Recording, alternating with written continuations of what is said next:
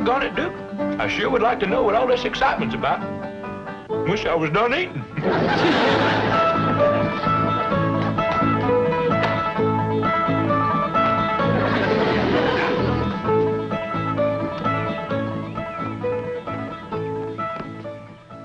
You might as well give up, Jed. She's made it to the big tree. Granny, I'm going up after her and bring her down. That's a mighty tall tree, Jed, and she's going plumb to the top. Granny, this is something that can't be put off no longer. That girl has got to start to school. Good, Duke. Really me. Take to that girl's finishing school. I reckon you ain't much interested in school. You'd rather be chasing a raccoon up a tree, wouldn't you? I'm afraid Elly would, too. Oh, hello, Granny. Did you get her into a dress? I did. Got her hair up in braids, too. I kind of favor Elly Mae's hair hanging down nice and loose and pretty. Oh, but Jed, she's commencing to school. And a schoolgirl should wear her hair in braids. How come? That's so the boy that sits behind her can stick her pigtails in the inkwell. That's how they get acquainted. Might work all right back in the hills, but here in the city, things is a mite different. Boys is boys and girls is girls, city or country. I'll bet you Elly Mae has a boy toting her books home tonight. I'm afraid not, Granny. You see, in the school where Elly's going, there ain't no boys there. What kind of a fool school is that? I want Miss Drysdale to hear it was her idea. I might have known it. That woman is a troublemaker. She never did cotton to us living here, and she's up to something now.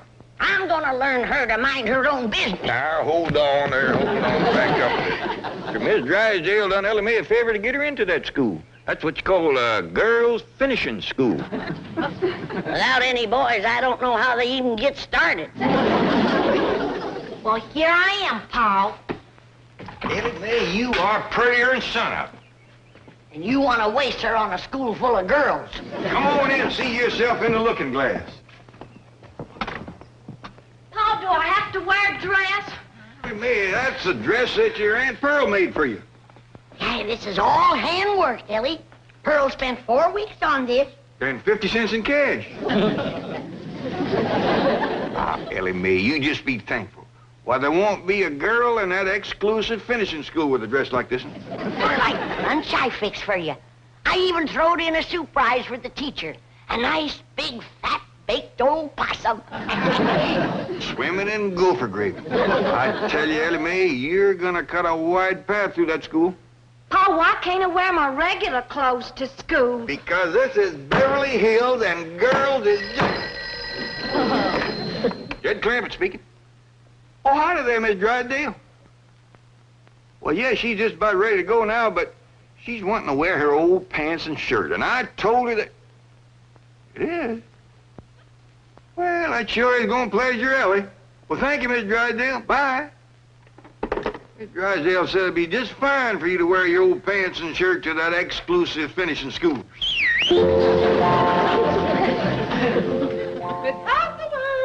Oh, wait a minute, Chief. Your wife is here. Yes, I know you want it. Hello? Hello, hello? Hello, hello to you. Any news from Milburn? Oh, yes, he'll be in Friday. Oh, good. I rather imagine the Clampetts will have moved away by then. Moved away. What have you done, Mrs. Drysdale? Only what you and Milburn have been urging me to do. Be helpful. I recommended a school to Mr. Clampett for his daughter, Elly Mae. Oh, well, that was very nice. What school? One befitting the daughter of a Beverly Hills multimillionaire. Our most exclusive private finishing school. Not the Willows. Where else?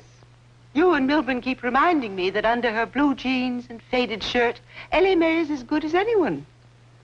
She is. But those girls at the Willows are insufferable snobs. They'll cut her to ribbons.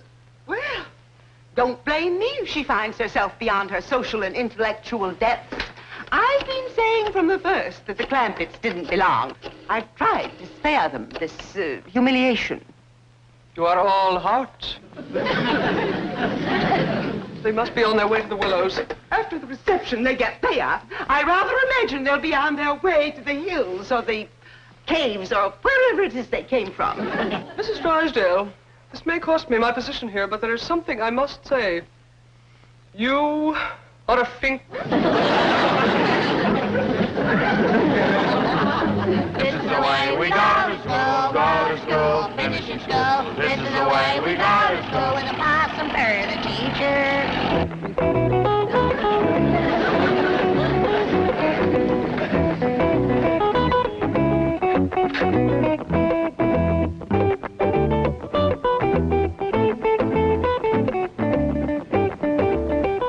Cynthia, I still do not approve of your attending school in such casual attire. None of the other girls are wearing slacks and sweatshirts. Oh, Mama, relax. The other girls look to me to set the pace. Tomorrow, everyone will be wearing mink sweatshirts. And then, of course, I shall switch to chinchilla. You want Mother to go in and help you enroll, dear? Oh, no, darling. I'm taking the same subjects as last year. Golf, fencing, tennis, riding, history, and water skiing. Do try to stick with it this time, Cynthia. You're becoming a finishing school dropout.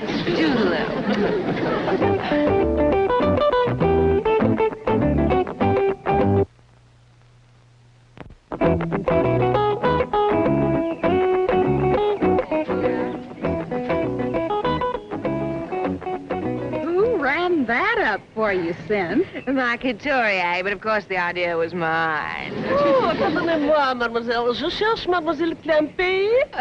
Oh, well, I'm afraid my French is a little rusty. I am from Couture, the famous Parisian fashion magazine. Well, this is my own concept. Well, we cannot all be creative, n'est-ce pas? Oh, but getting back to Mademoiselle Clempin, we understand she is enrolling here today, and naturally, she will set a new style trend just as she always does. Clempin? Oh, yes, they has just moved here from their mountain chateau. They're ghastly rich, swimming in oil. Complete non-conformists, fiercely original. They sometimes weave their own cloth. Oh, well, that is original. I think she is arriving.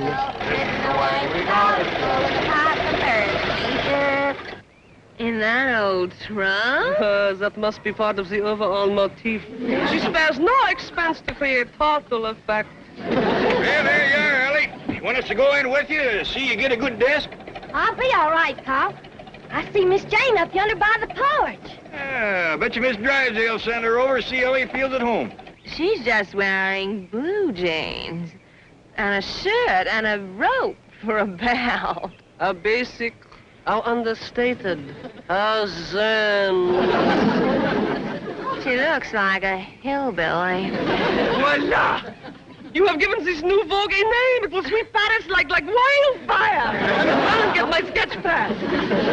Here's your possum, Elly. And remember, when you give it to the teacher, don't slop no hot gopher gravy on her. I won't, Granny. Bye-bye, Elly. Bye, Elly. Bye, Elly. Bye. Learn your cipher, and Elly. Be a good girl. Bye. Cynthia, she's carrying a bucket. Yes. It's the ultimate simplicity in purses. Next week, Jackie Kennedy will have one. Here she comes now. I do hope she will remember me. It would be such a thrill.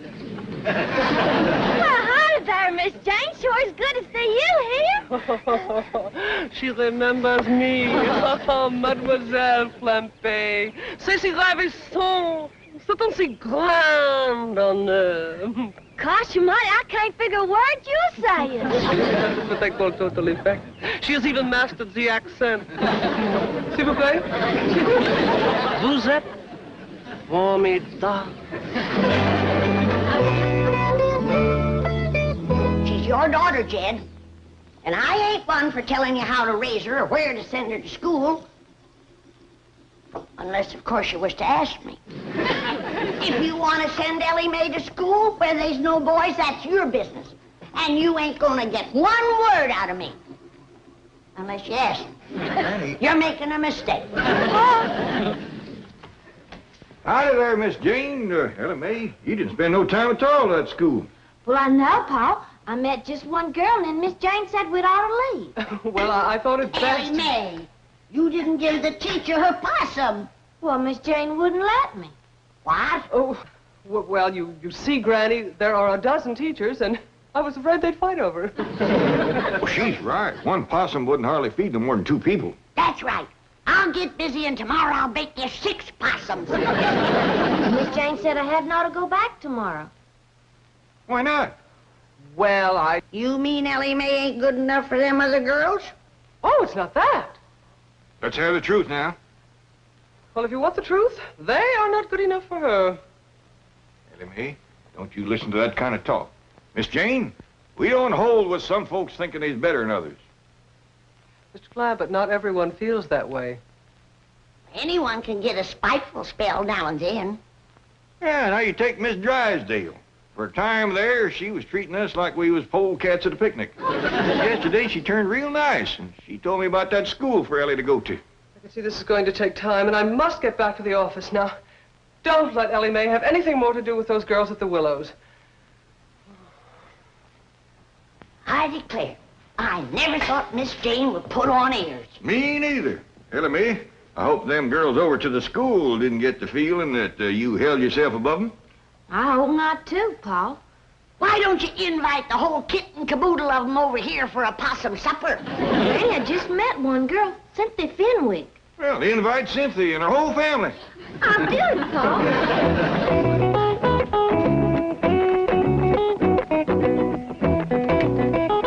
Oh, Cynthia, darling. Hi, Mommy, darling. Homework tonight, forehand bowling. Cynthia, the most ghastly person has been phoning for you today. Mommy, I don't even know any ghastly person. Precisely what I said. I said, see here, Miss Clampett, you ghastly person. Clampett? Elly May Clampett has been calling me? Yes. And she had the cheek to invite us to her home. I suspect a kidnap plot. She has the strangest accent. Mommy, the Clampetts are the avant-garde social leaders of the season. Are you serious? Dreadfully serious. You mean we should accept? Don't just accept. Call them immediately and beg to be invited. Beasley, where's the nearest phone? Front seat or back? Front seat. I tell you, Granny, I never talked to nobody so pitiful anxious to come for victuals as them Fenwicks. He must have fell on hard times, Jed. You know, it turns out she's a widow woman. Oh, Elly May, Miss Fenwick called back, and she's coming for supper, her and Cynthia. Oh, good, Pa. Cynthia sure looked like she could use some victuals. Powerful skinny girl. I told you, Jed, they fell on hard times. That's a fact. Cynthia was wearing the oldest-looking clothes I ever did see. She was? Had on the fur she must have outrode 15 years ago. It barely come to her middle. And her pants had been worn till he was plumb shiny. Small's in worse shape than she is. That poor old widder ain't got nothing to wear. You don't say. Well, it must have shamed her something terrible to have to say it, but right on the telephone she asked me, did she have to dress for dinner?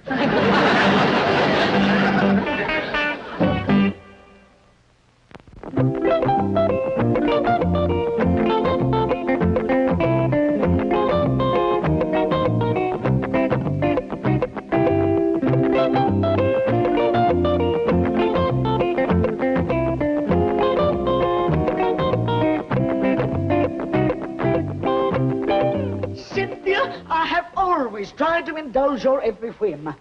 I've been a very generous and I've been a very understanding mother, but I refuse to go to dinner in blue jeans. Oh, Mommy. Either we go dressed in the height of fashion or I shall hold my breath until I turn purple.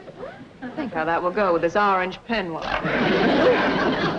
But dear, they're not showing blue jeans, not in Vogue, not in Harper's, and every couturier we've called has hung up on us. Now, how can they be fashionable? Because Elly May Clampett has decreed it. Think of it, Mommy. We can wear them before Princess Grace and Jackie Kennedy. Ooh. Are they going to be at the Clampett's dinner? No, Mommy. And neither will we unless I can find some blue jeans. I best call Elly Mae and explain why we're running late. Why, sure, Cynthia. You and your ma just take your time. That's all right. Bye. Paul, you sure was right about them folks being hard up. They's gonna be late because they can't find clothes to wear. Elly Mae, you're thinking about the same thing I am. Take 'em some of mine. I'd have done it in a way that don't rob 'em of their pride. Jethro, I want you to drive Elly Mae. She's going over to Fenwick's to take him some clothes. Oh, yes, sir. Oh, they can have some of mine, too. Mine, too. That's the spirit. Come on, Jethro.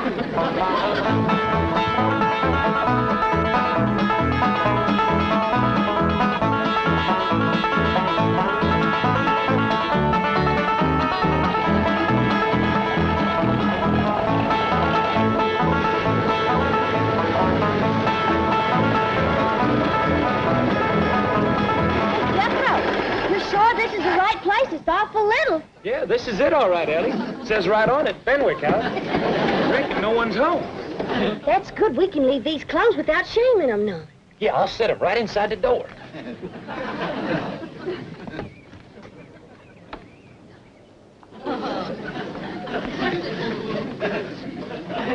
Look at Elly. Just one teensy little room. No stick of furniture in it. Hey, and look. He's trying to grow a little garden right here in this box. No wonder poor Cynthia's so thin. There ain't enough in there to feed a baby rabbit. Cynthia! Perhaps we could buy blue jeans, already made, at what do they call it, a clothing store.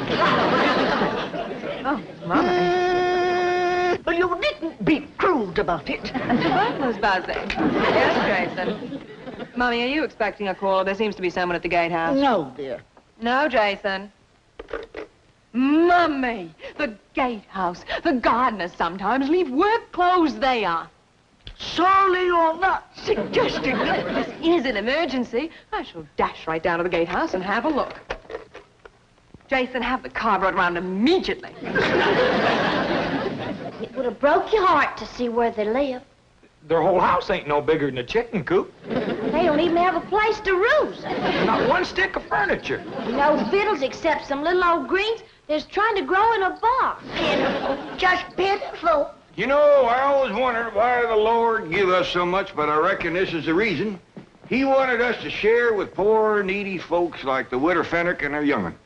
Now, Elly Mae brought them some clothes. Granny is going to give them some food. What they need now is furnishings for that poor little house of theirs. Now, quick, let's load up the truck before they get here. Granny and Elly, you get some dishes and some eating tools. Jethro and me, you'll find us some furniture. I want you young'uns to learn something now that I hope will abide with you for the rest of your days. The greatest joy of living is a joy that comes from giving.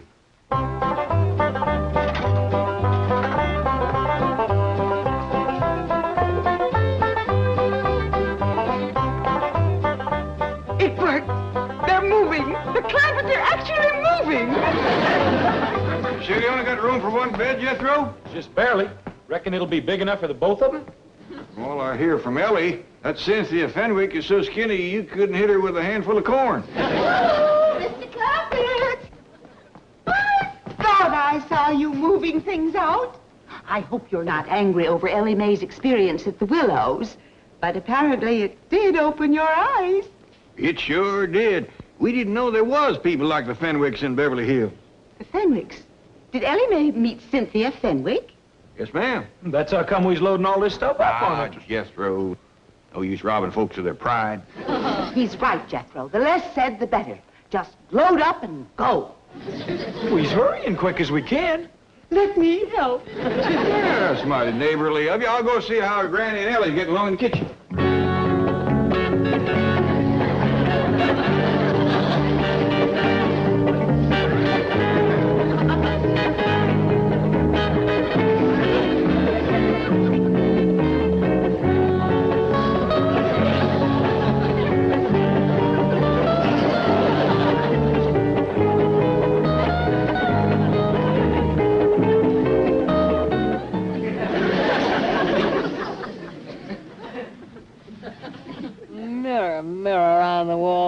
is the most understated and zen of all. You, Cynthia Fenwick, you little darling.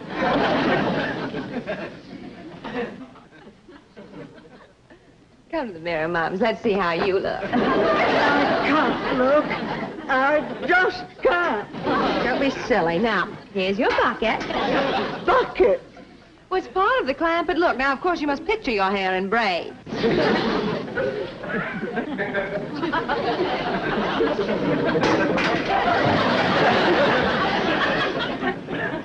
Really? Jason, come quickly. Bring some cold champagne to pour over Mummy. It doesn't matter. Any vintage year will do.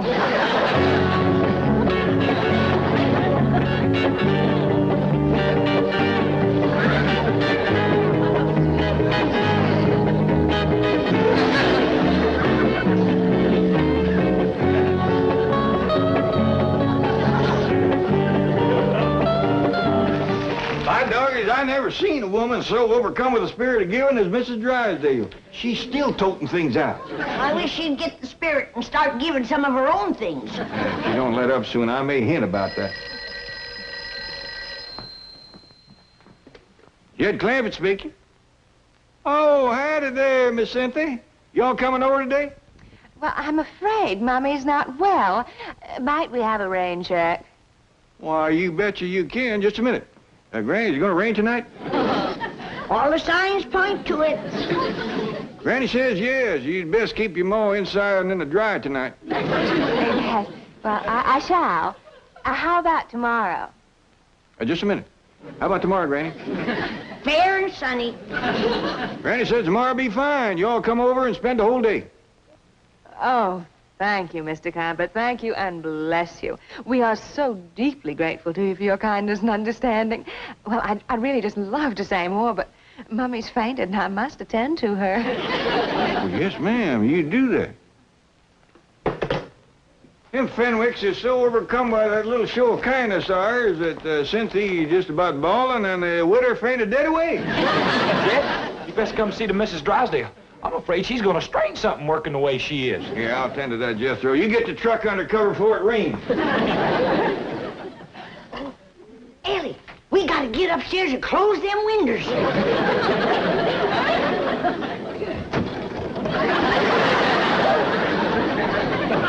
Whoa, Miss Drysdale, hold on there. Hold on. Tomorrow's another day. You will continue moving tomorrow, you promise? We'll spend the whole day just making the Fenwicks happy.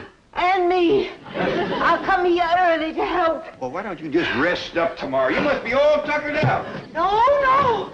I shall be here early. Never did see such a change of heart come over a woman. Jed! Oh, Granny, let's have victuals early so we can all get to sleep early. Tomorrow's a big day. Ain't none of us gonna get to sleep early tonight, Jed Clampett. Why not? Miss Drysdale done emptied out all 12 bedrooms.